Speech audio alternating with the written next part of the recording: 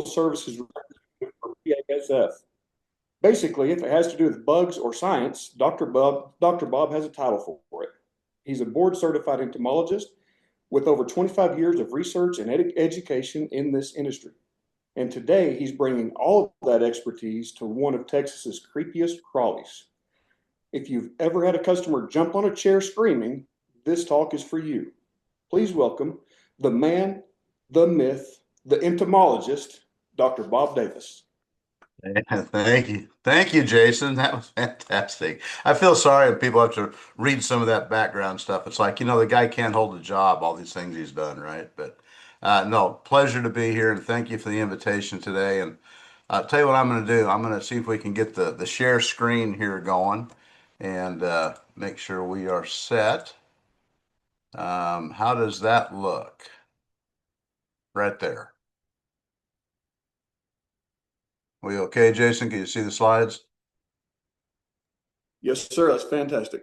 Okay, I just want to verify.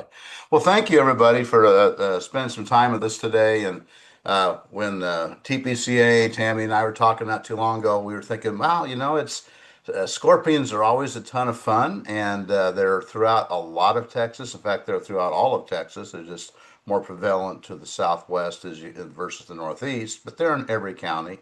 And as Jason said, you think people don't like spiders? Well, they really don't like scorpions, right? And it drives a lot of the services that happen for us. And it shows the quality of the services we can provide and the need for our services to help those customers have a quality of life that they would like to have. And plus, these are fantastic animals. So we're going to talk about the animals and kind of get to know them a little bit. Guess the more you know about how they interact with their biology and their ecology and the things that they do when it comes to reproduction and such, well, the better we can be at controlling them and keeping them out of the living spaces, at least, of our customers' accounts. So I know the chat's going on. If something comes up, just throw something in there. And Jason, you see something's burning, just jump in, let me know. We can go from there. But my contact information is on the front screen here.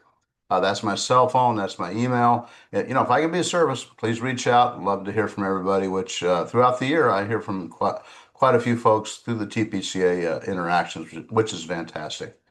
Um, Got to start with a joke, right? Time flies. Don't kill us. We come from the future. Very urgent message. So, got to have a little bit of a smile going on this morning. And then here for scorpions, scorpion pranks, pinch me. So, yeah, just a few jokes to keep us on the straight and narrow. So we're going to talk about arachnids here a little bit, and part of the arachnids are going to be our scorpions, right? And of course, it includes ticks and mites and spiders.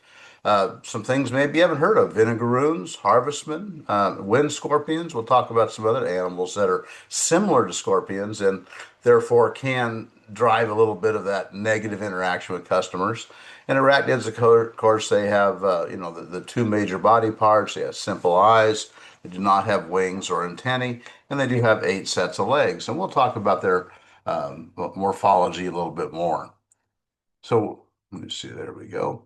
So where did the term arachnid come from? This is kind of interesting. If you go back to Greek mythology, right, the goddess Athena was the teacher of Arachne, and Arachne was a fantastic spinning and weaving individual. It made wonderful tapestries and other items too. Well, she was better than the goddess, right? And the goddess didn't like that, so turned her into a spider. So that's kind of when you hear arachnid, this is the derivation of that. It comes from the Greek mythology.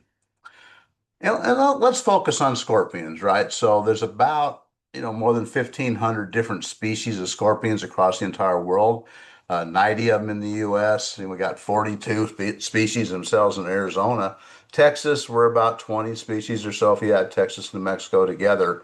And the striped bark scorpion is the one we see the most, right? Found across Texas and into New Mexico. And as I mentioned earlier, the number of species and even the number of individuals is greater as you go south and west, and least as you go toward, Texarkana in that area. But certainly there are scorpions around Texarkana and even into Arkansas too. They can be found in lots of different habitats. We think about the areas we treat around structures, the rocks and all that, and then we'll talk about that in detail. But depending on the species of scorpion, some of them like trees, some of them like sand, some of them like rocks. They've kind of separated their habitats so they can interact with those niches and then keep their populations going. Oh, just had a big hawk drive wheel right in front of my window, so that's pretty neat. Here's a picture of a scorpion in a house, right? So this is what a customer might see. And of course, that's going to drive that phone call for you that's coming on. And it's like, well, how'd they get in? Where are they at? And what can we do for service? And we'll talk about some of that too. They're very successful animals, right? Now, throughout history, man has moved scorpions, right? So we've introduced them into Great Britain, New Zealand, lots of islands within the Pacific. I got a email with a picture. It's probably been 3, 4 years ago, from Anchorage, Alaska, because they opened up a bunch of boxes of material brought in, and out comes some scorpions, right? And they're like sending it to me like, "Is this what we think it is?" Right? That kind of stuff, right? So they got to Alaska that time. Does it mean they're going to overwinter? No, but if they're indoors, of course, they certainly can. And as I mentioned, lots of habitats. Many of them are ground dwelling. Some of them really like trees, meaning the bark, right? They can hang out in the bark, they can find their prey, and all that kind of stuff. Some of them are what we call lithophilic, meaning that they're associated with the rocks. And a lot of these bark scorpions that we're talking about here, yeah, they're going to be around the rocks as well as some of the trees. And some of them are what we call samophilic, which means they love sand, which makes sense for the desert, right? Because we're going to have a lot of scorpions as we get into the Southwest desert. And like all living things in this world, we give them a name. Okay. So whether it's a plant or an animal, once it's found, then within the scientific literature, they will have a nomenclature, right? So we know I've been calling them animals because they are animals. They belong to that kingdom. Of course, they're part of that phylum Arthropoda, which refers to joint, which is arthro, and pod, which is foot, so jointed legs. And like insects and spiders and crawfish and everything else, these do have jointed legs. But we're going to drill down again to this class arachnida. So arachnids are going to be those spiders, but also scorpions. But they have a very special order called Scorpionidae, which is good to see. And then we have 13 families of scorpions. One of the most prolific of the families is Buthidae. Now, if we drill down to the actual name of this animal we're looking at, right, this is Centroides vittatus. And whenever you see a name after that, like say, that's the original scientist that described the animal in the literature. And when there's a parentheses around the name, that means somebody came in and edited it later, okay? But certainly the original describer gets credit for the nomenclature. And then the common name, of course, we don't go around saying, "Hey, well, Mr. and Mrs. Jones, you got vittatus here." What we normally say is, "Well, it's a striped bark scorpion. Let me tell you about that," right? So here's the common name that we use. Okay, about 1,500 species around the world. There's quite a few that are extinct. If you go into the fossil record, some of them are quite small, but some of the largest fossil animals ever found when it comes to is a scorpion, right? Like larger than the size of a man, which is fascinating too. Now, how do you remember this domain, kingdom, phylum thing? You can use these memes like, did King Philip come over from Gloria, Spain? So you can kind of see how Gloria, Spain is the genus, species, that kind of thing. Or this one's a little better, I think. Did King Philip come over for great spaghetti? Or here's one really good. Drunken kangaroos punch chumps on family game shows, right? Just a way to remember the nomenclature order, right? Kind of an interesting thing, but kind of fun way to do it. Let's talk about the morphology because the morphology of the scorpion leads to them being very successful. On the left-hand side, you can see that really good picture there from Ed Freitag out of New Orleans that I work with, and he helped us with a bunch of photos. And you can see certainly the scorpion down low, but you can see the business end of that tail at the top where we have the telson and the Achilles, which is the stinger that, causes the impact. And you can see on the right-hand side, we have, the two major body parts where we're going to have the abdomen with the prosoma, and even that can be broken down into these metasoma and mesosoma and the prosoma, 3 different areas. But we're going to have these pedipalps, which are and then the chelicerae for the mouth parts too. And you can see the eight pairs of legs too also. So if you look at this, arachnids, of course, they take the head region and the thoracic region and they are combined, right? So we call that a cephalothorax. Cephala refers to head and thorax, but it's one body region, right? That's why we say they have two major body regions. You have the cephalothorax, and then you have the abdominal region behind that, which is the mesosoma. Okay, and then we have the tail itself coming off, and the tail itself is five segmented here. And then at the end, we have what's called this bulbous area called the telson, and on that telson we have the aculeus, which is the actual stinger, and the bulbous part is where that kind of that venom gland is that they use when they do the sting. They inject a venom with that. The pedipalps they're movable, and one is movable and one is not. So that way you can move and then have a hard force to hold against, so they can actually use their pedipalps to actually hold something, hold it quite strongly, right? And a lot of times, yeah, used in feeding and such too, but it also will be used in their mating, and we'll talk about their mating here in a second also. So this is one of the more fascinating parts about scorpions, and then maybe you've seen this before, but next time you kill a scorpion, roll it over and look underneath and look for these comb-like structures here. And these are called pectins.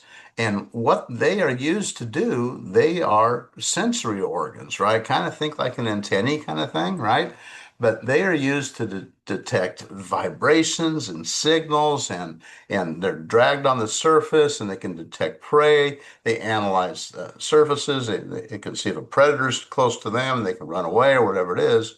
And there's sensory hairs on that are used for sensory. So what we can try to do, and you can see how in this case here, we've got alpine dust. As this scorpion is going across the dusted surface, it picked it up on the pectins as well as on the exoskeleton. So, one of the things that we want to do is we want to have a really good treatment, whether it's a dusting or capsule suspension or whatever it might be, because then as they go across the surfaces and do their analyzing, well, they'll be picking up our active ingredients. So we're going to use this part of their morphology to help us with the control, but it also helps protect them from predators and other things too. So, and they're pretty good at running off when they need to. So these are the sensory organs. Another picture here on the right, you can kind of see them here on the underside, the ventral side of the scorpion. They can sense vibrations, right? So there's a prey that's moving in front of them. They can sense that, right? There's a chemoreceptor for reproduction that helps too. But they kind of feel and sense what's going on. I love that bottom picture on the right. We moved it out. You can really see the increased surface area because of the comb-like structure that's utilized. Again, another picture here I took a few years back in New Mexico, and you can see those pectins here in the center part of that scorpion. They don't see well, although they do have eyes. Okay, you can see a pair of eyes on top, and then two to five pairs, depending on the species, along the cephalothorax front. But that does help with polarity. Not that they see images that great, right? But it can help with polarized light and that type of thing. They can use for directional work.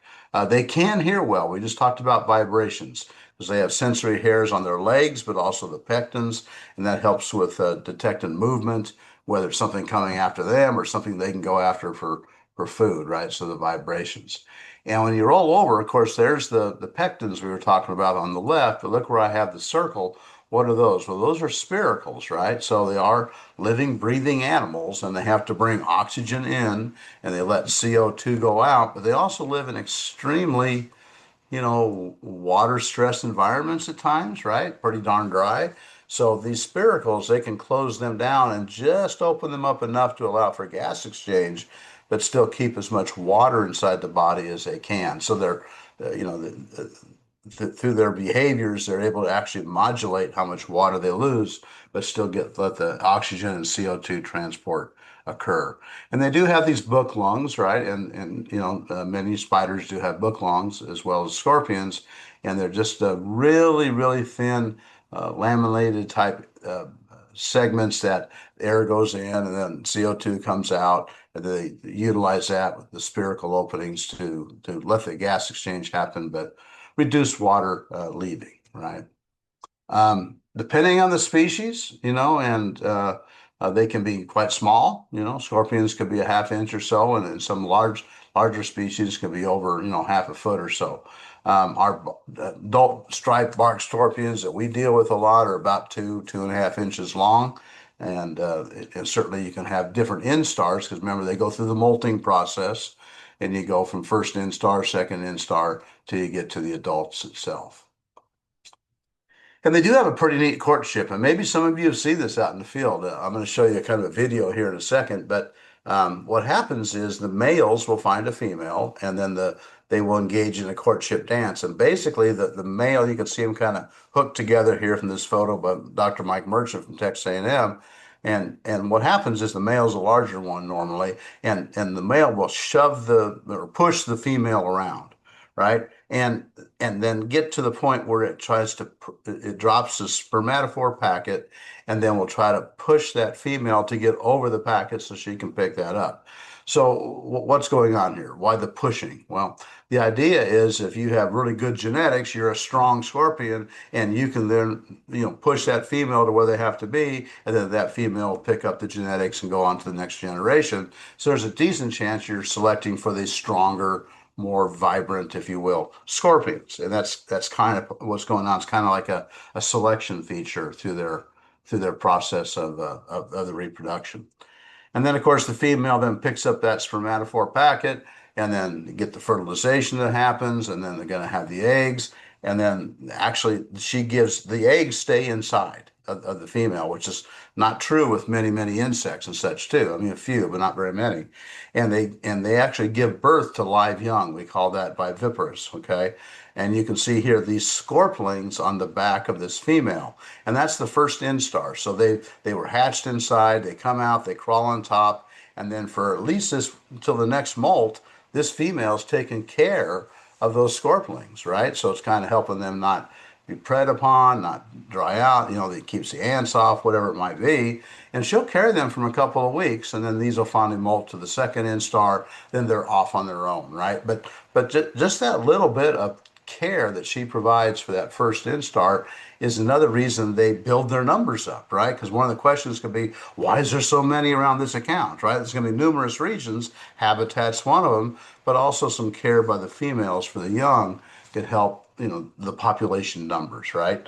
The adult female may have several broods throughout the year. And here's the other thing.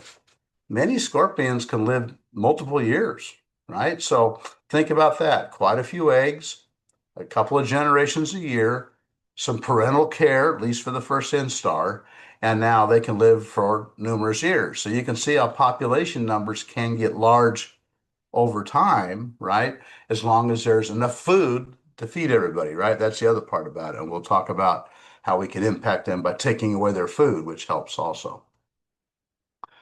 So Vitatus, the striped bark scorpion, the bark scorpion we have here, they got those two broad longitudinal stripes on the top.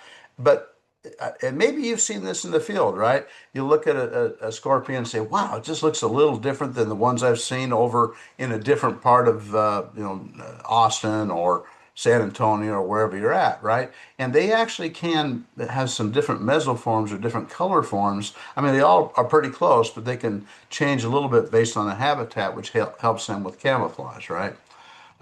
They can mate throughout 3 seasons, fall, spring, summer. Gestation is about 8 months. Litter size is around, average about 30 or so eggs, right? And then they go through the molts, and you can see they then disperse. And they can live, 4+ years. So, populations can get large over time on site. So where are they found? Well, when you go on out and done your accounts, you know where they're at, right? They're under the rocks, they're under the boards, they're under the debris. They love to get under landscaping stones and downspout splash guards where a little bit of moisture is always there, even during the drought season, right? Bricks, pavers, stone walls are found indoors at times. They're found outdoors. They're active at night. They don't normally burrow in the soil, but they use lots and lots of crevices and holes to utilize. They love dead vegetation and stumps, landscape timbers, mulches. And of course, they get into attics, wall voids, different areas too in our structure. So, lots of different areas, but they're areas that they're looking for food that they can then feed themselves as well as their young too. So here's some of those mesoforms or color forms I was kind of talking about. You can see the one on the left is a little bit redder color than the one on the right, which might have more of a sandy area, while the one on the left can be more of a enchanted rock type colors, that kind of thing, the granites, whatever it might be. Here's some other color forms, some different types of habitats. I mean, on the right-hand side, that's a little bit yellower, a little bit tanner versus what's on the left. So you might see some color differences, but look for those two dark stripes on the back, and that certainly will jump out at you. So we know for the most part, scorpions are going to be active at night, right? Which makes sense because especially if it's really hot, and talk about the desert in the middle of the day kind of thing in the middle of summer. Well, they're protecting their water sources too, right? So they're going to hide, and chances are their prey's not out doing much either because they're all kind of conserving. But in the evenings, that's when the prey's out. That's when they can get out and they can utilize their time to find their prey. We also know they have a very strong waxy layer on the exoskeleton. So that's their cuticle. Why is that important? Well, it keeps the water in, right? So they don't dry out as easily. But also, if you think about it, if you have a really thick waxy layer, that means it's going to be a little harder for our materials to penetrate that waxy layer to get to the target site. They'll still get there, but it might delay it a little bit, or we might need a little bit more dose to penetrate. So using the high rates in the labels is good because they do have, morphological things to help protect them too. And many of us know, and many of us have done this, you can take a black light and you can go out with your inspections because the cuticle has some compounds in, like beta carbolene, that will fluoresce. And you can see this on YouTube or whatever too, but using a black light can help with that inspection. And we're not 100% sure, and I say we as scientists, right, is we're not 100% sure what this does for them, but we believe that it helps the males and the females find each other for mating as they can see some of these different fluorescences and polarities. So here's kind of a picture again of some of the fluorescence going on. Ed Freitag took the picture above. Um, and again, beta carbolene is one of the fluorescents that's really found pretty heavily in their exoskeleton. And as they get older too, they will fluoresce more as they go through a series of molts. So if you have some accounts that are kind of giving you fits, get a nice little ultraviolet light or black light and go out and do some nocturnal inspections. You'll find some of the areas where their populations are highest. Um, Here's the devil-tailed scorpion or striped-tailed scorpion. And my buddy I used to work with, he's now retired, Nish, and I went out and did quite a bit of blacklight work with the scorpions, took a lot of pictures, and we took quite a few videos. Here's one of them that we took.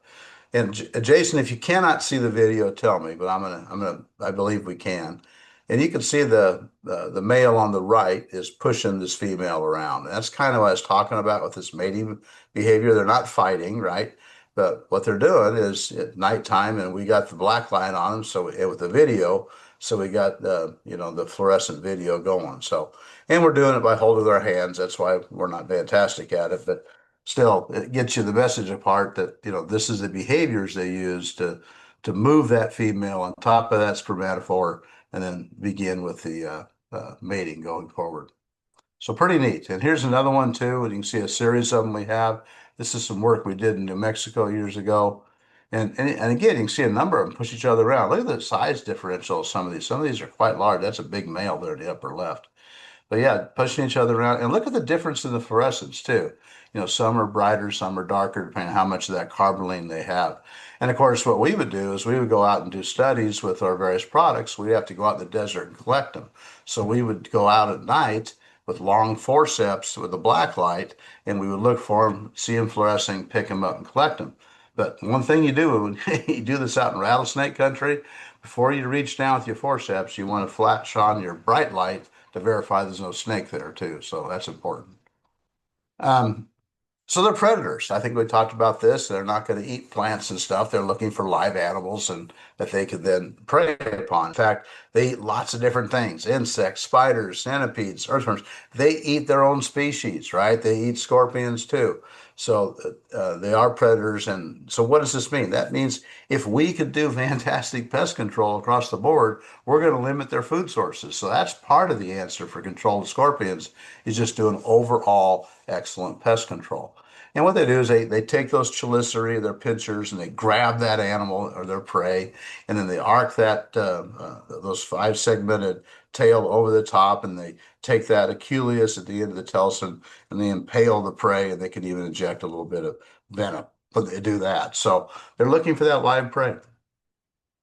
So as I said, GPC is important. This is actually out of my place here, and that was in the one of my well, this is my well house actually. So yeah, we had scorpions in there, and of course I'd do some treatment to take care of that too. Uh, so the stinger again on the end of that telson on the tail. Now there is one species of scorpion in the United States that's considered potentially fatal for humans, and it is not in Texas, right?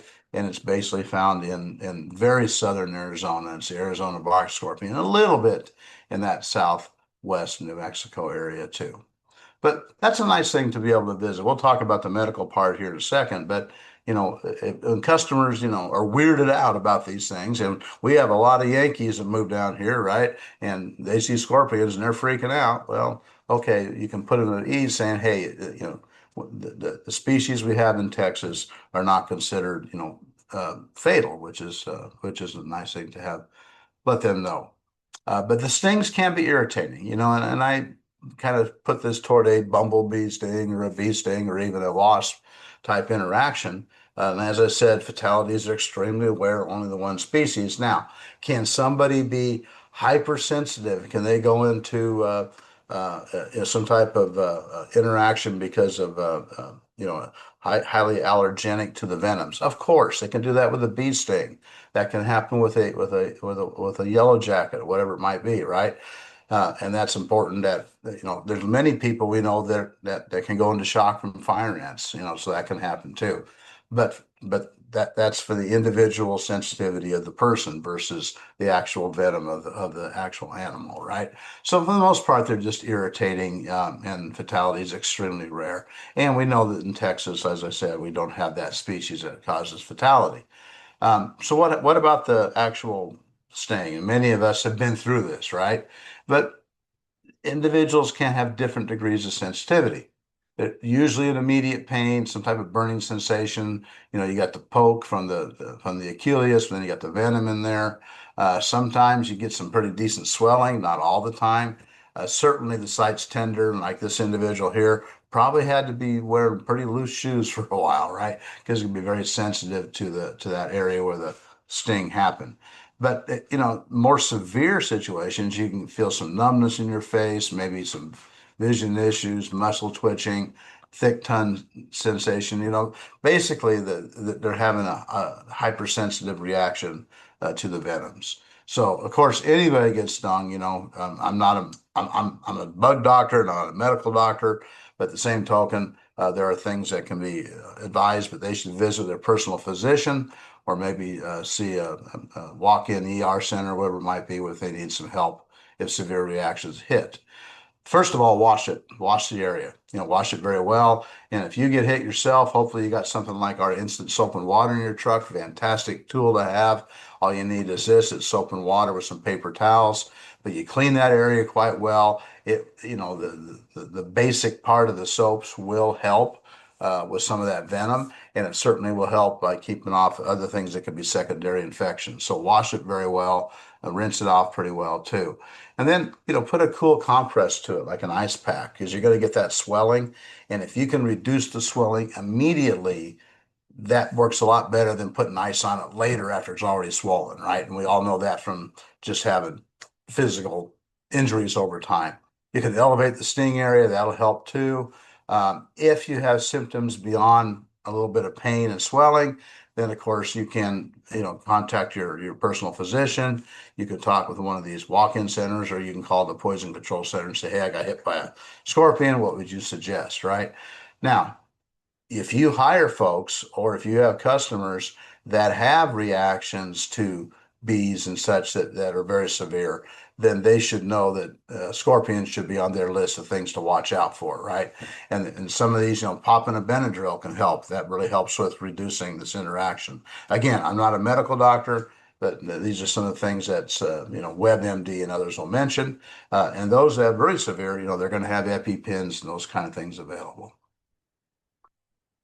So what are some of these other animals we might run across that are going to drive the phone calls, right? And here's some of the pictures and some of the ones we'll talk about, these vinegaroons and sun spiders and such too. And this is a whip scorpion. And you look at that and oh my gosh, look at those chelicera, man. We got some pedipalps there with some teeth on them. They look pretty vicious, right? Well, you know, they're called vinegaroons. They are predaceous. And some of them be quite large and they can live a long time, up 6, 7, 8 years. I've found some in West Texas that, you know, were 2 to 3 inches long, kind of thing. Very big and black, and they will kick out some fluids, you know, kind of acetic acid type of thing, which is kind of a irritating type of thing, which protects them from prey, right? But they can pinch with those children, but they don't have a sting, and they're certainly not a medical concern. Um, Wind scorpions, sulfugids, maybe you've seen those in the like wet mulch and that kind of thing around structures, called sun spiders or sulfugids.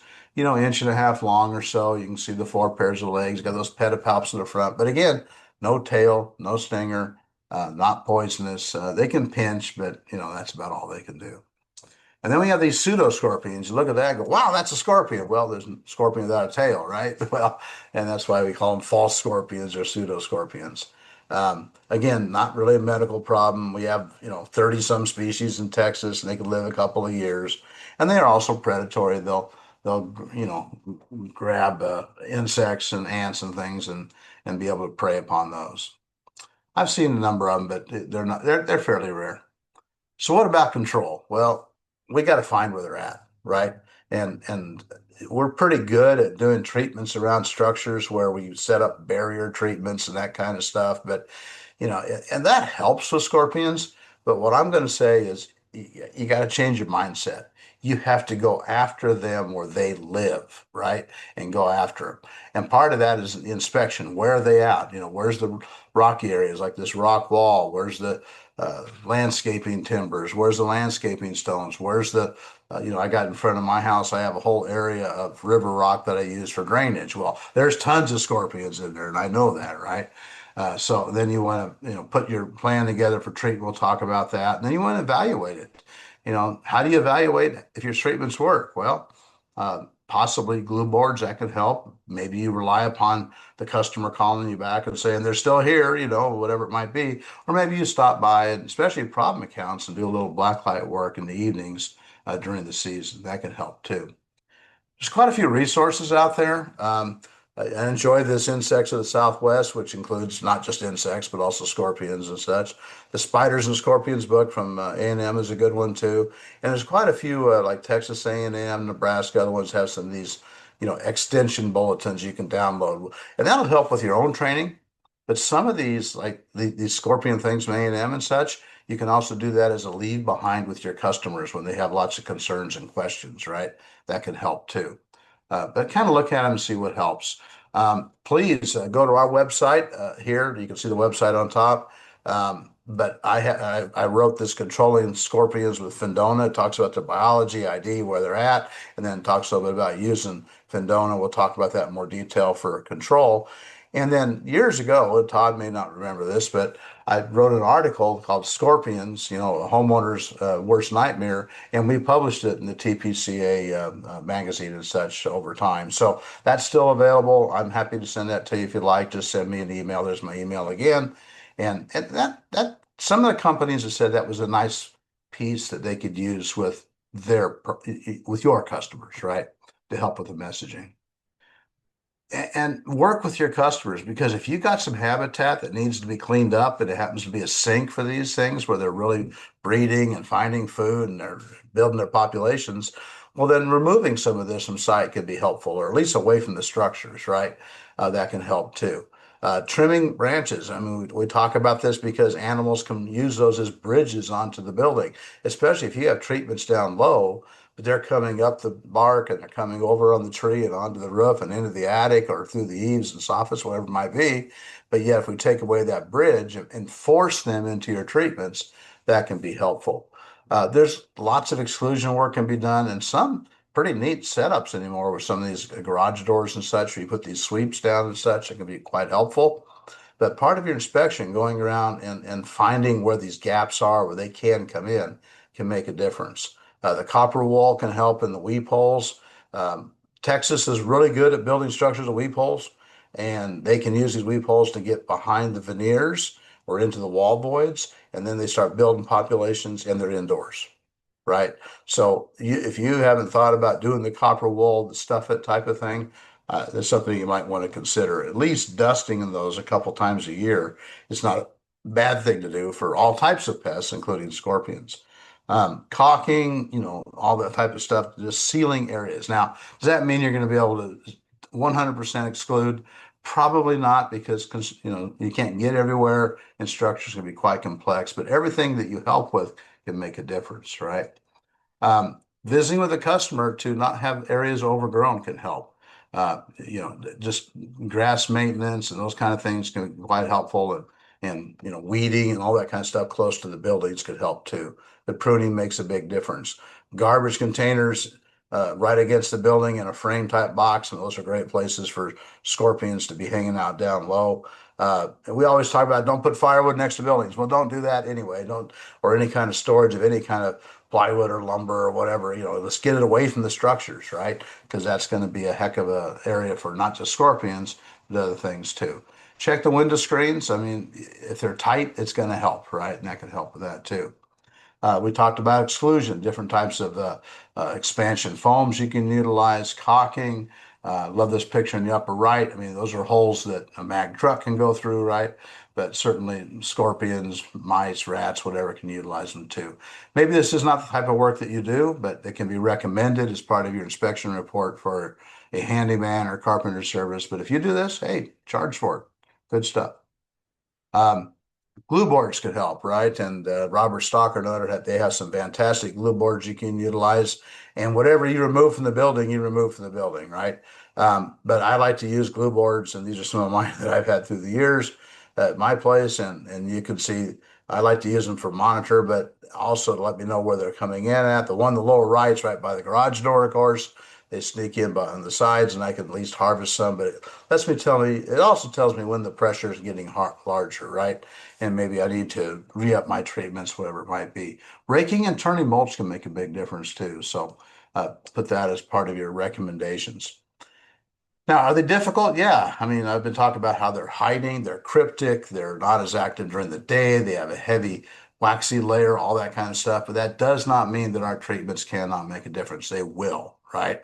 First of all, when you do just general pest control, somebody says, gee, why would I put out an insect bait for scorpions? Well, you're putting out an insect bait because you're reducing the food supply that they can utilize, right? So just doing good, solid pest control with baits, with residuals, finding nest areas and taking them out reduces the populations that can be supported with their prey, right? So that makes a big difference too. And when we can directly impact where the scorpions are living, especially with the liquid insecticides, then we can make a big difference on them directly. And I'm going to suggest that the microcaps or the capsule suspensions might be where you want to focus, especially during the, you know, May through October timeframes when the populations are getting higher, it's getting hotter. There's more pressure, not just on the populations, but there's more pressure on the insecticide to give you longer residual, right? So, and also a micro cap or a capsule suspension and a wettable powder, they can sit up on the surfaces better. And so as they come across with their four legs and their tarsi, they drag those pectins, they have a better opportunity to interact with your active ingredient that you put out, right? So doesn't mean other formulations cannot work, but I have found I've been most successful with the capsule suspensions slash wettable powders. I'm also going to suggest this: when you read your labels, follow your labels. But when you have different opportunities to use the higher or lower active ingredient percentage in the middle of the season, I don't care what the product is, I'm going to suggest you use the higher active ingredient percentage because if you start with more, it lasts longer. That's just how half-lives work. So start with a higher, the most expensive thing you do is spend your time.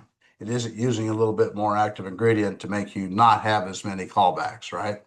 And here's the other one, this bottom thing here. I want you to read and think about this. If you've got scorpions that are hanging out in the rock, and they're hanging out in the mulch, and they're hanging out in areas where they're protected, a little bit deeper and protected, then you have, with these liquid insecticides, you can add extra water and then take your JD9 gun, take your electric rig, whatever it is, take your backpack, and you can use more water to penetrate to where they live.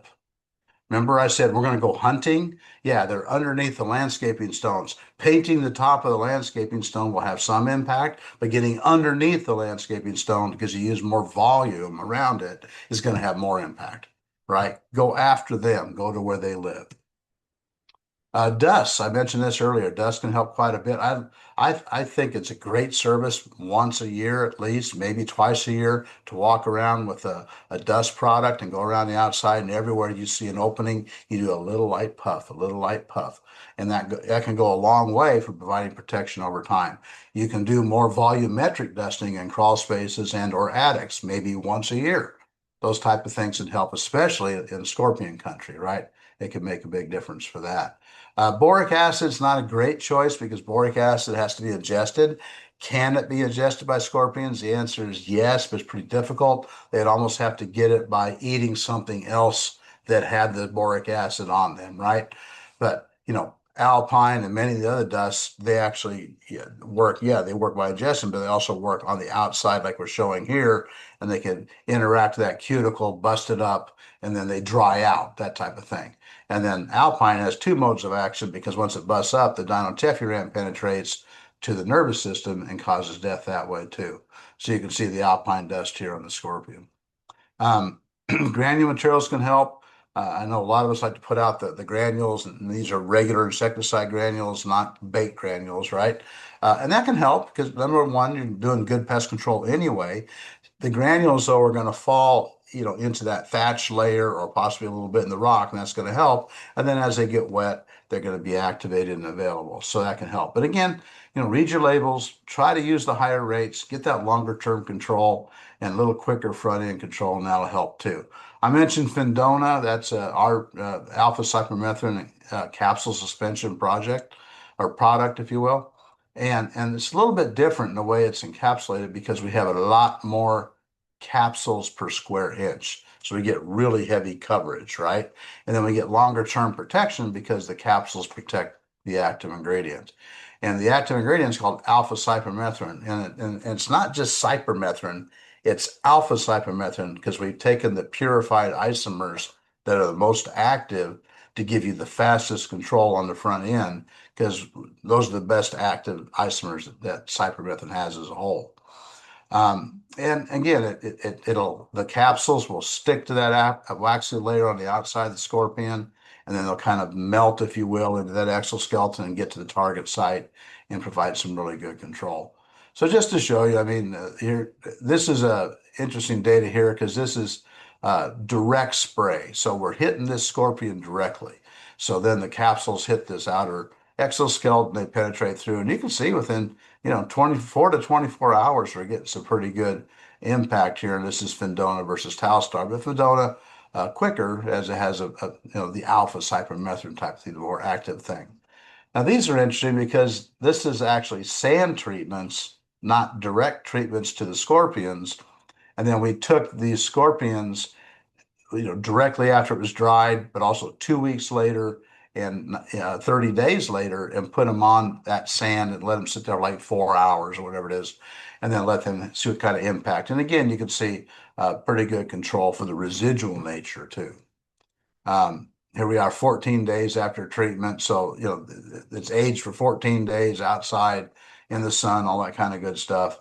And you can see we're having, after 4 hours exposure, it takes them about a day, but they'll start to have impact on them. So just to kind of give you an idea, but the idea again I want to get across is very thorough treatments, use the higher rates, use extra volumes of water to penetrate if needed, and you're going to get some really good control in those areas where the scorpions are. Fantastic GPC works well because you're also taking away their food sources. You're reducing ants, you're taking away cockroaches, different types of prey that they can utilize. I find scorpions a lot in my bait stations for termites. The Tolona we have, I find them in there quite a bit. And the scorpions love it too. They just love to be there also, which is kind of interesting. Not that I'm saying treat your bait stations with insecticide. Don't do that, right? But certainly around those areas, you can do some of the granular work or some of the residual work too. Anyway, really good services. Maybe if you have some really problem neighborhoods or problem accounts, I mean, I would suggest at least doing quarterly, maybe even every other month in those time frames, especially in the middle of summer. That can be helpful too. Make sure we're okay on time. Yeah, we're doing okay. Couple of questions, and then we'll end and have time for discussion. What class do scorpions belong to? Remember, I talked about kingdoms and orders and all that kind of stuff. So, what class? Okay, well, these are arachnids, right? So, number three. There we go. What other organisms are in the class arachnida? Spiders? Well, sure. Yeah. Insects? Well, no, that's class Insecta, right? Whip scorpions, pseudoscorpions? Yes. So certainly one, three, and four. And here's a picture from a document here from the Encyclopedia Britannica. And you can see the various arachnids that they have listed here too. Whip scorpions and different ones here too. Which of the following characteristics are not associated with arachnids? Four pairs of legs, pair of antennae, cephalothorax, or exoskeleton? Well, definitely they don't have antennae, right? But they have certainly the rest. It's okay, sweetie. Everyone leaves the bed one time or another, right? Okay, it's all right. How many species of scorpions in the U.S. have a potentially fatal sting? Well, we talked about one, and it's basically that Arizona-Mexico border, little bit into New Mexico, but it does not exist in the wild in Texas. Female scorpions give live birth to their young and carry them on their back. What advantage does this behavior provide? Gives the female exercise? Well, probably, right? Gives the male a break? Definitely, they're gone. But really, it increases the survival rate of the species, of the young, right? And that can help with the overall population numbers and keeping their DNA going. All right, so there's my slide that says, please read your labels and do everything correctly.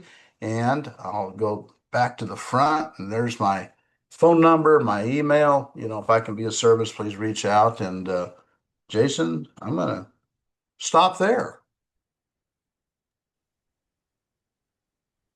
That was fantastic. One of our least favorite things here. They're not as common here as they are in other places, other parts of the state, but because of that, people have an absolute zero tolerance, and I'm sure that's fairly common. But the expectation here is zero.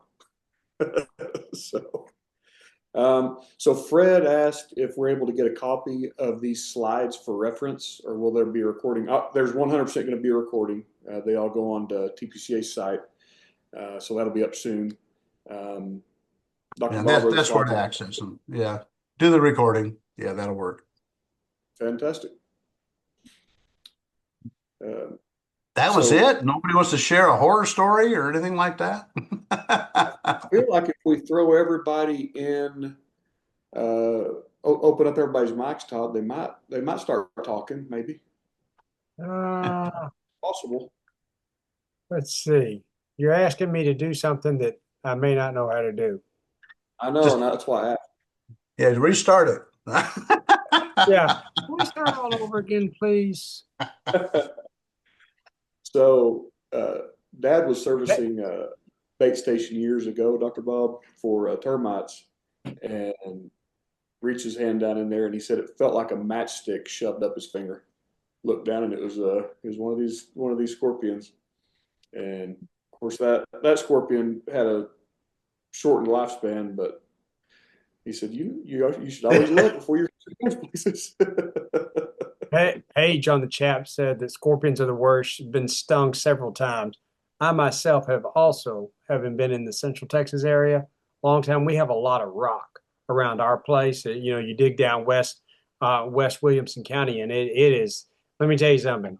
There is no mistake when you have met the scorpion that is upset. Gosh, your dad's right. It's like sticking matches into you and lighting them on fire. Yeah. It's not fun. I've looked. There you go. North Texas. We have them everywhere, according to Paige. I'll tell you a quick story here. Years ago, this is before COVID, right? But KXAN in Austin wanted to do a piece on scorpions, right? And put it on the 6 o'clock news for a 2-minute deal or a minute and a half, whatever it was. So Brian Kelly and I went out to a site in Spicewood where we knew had scorpions, right? And the lady said we can come out to their house. And we said, we'll meet you there at 6 o'clock, right? So we met or like 2 o'clock in the afternoon. So Brian and I went out like at noon so we could find the scorpions. And we got there. So what we did is we took a little pair of scissors and we cut off the actual Achilles, the thing that gets you with the sting, right? So when the lady came, we actually had them on us, crawling on us. And she was freaking out. She goes, I can't show this to people.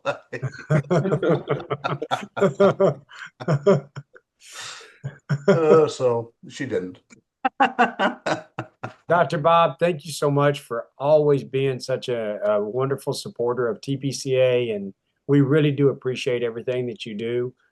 We hope that you can make it out to Pest Expo June 16th, 17th, and 18th. And as always, when I see you in live and in person, you have a crowd of people around asking those questions. And so I know a lot of the folks that are on this webinar are going to be there and asking questions too. So we just thank you so much. Jason, thank you for getting on and giving a wonderful introduction. And it's just great to see everybody. For our participants and our attendees, we really hope you find some value in this. If there's some subjects out there that you're wanting to hear about, reach out to the TPCA office, let us know, and we'll do our very best. As you know, this is designed not to get you a continuing education credit, but just to get you some great education and knowledge about some different subject matters out there. For those of you who haven't registered for Pest Expo, get on the website and get registered. I'm so happy to tell you we've got record number of attendees right now already registered, and it's going to be a fantastic time in Fort Worth, Texas on June 16th, 17th, and 18th. And with that, Dr. Bob, you got a number of thank yous in the chats. We appreciate everybody participating. Mr. Past President, do you have anything? Thank you, Dr. Bob. And if you haven't registered for Expo, what are you waiting for? Come on. Exactly. Thank you. Get in while the getting's good. Y'all have a great day. See you next time.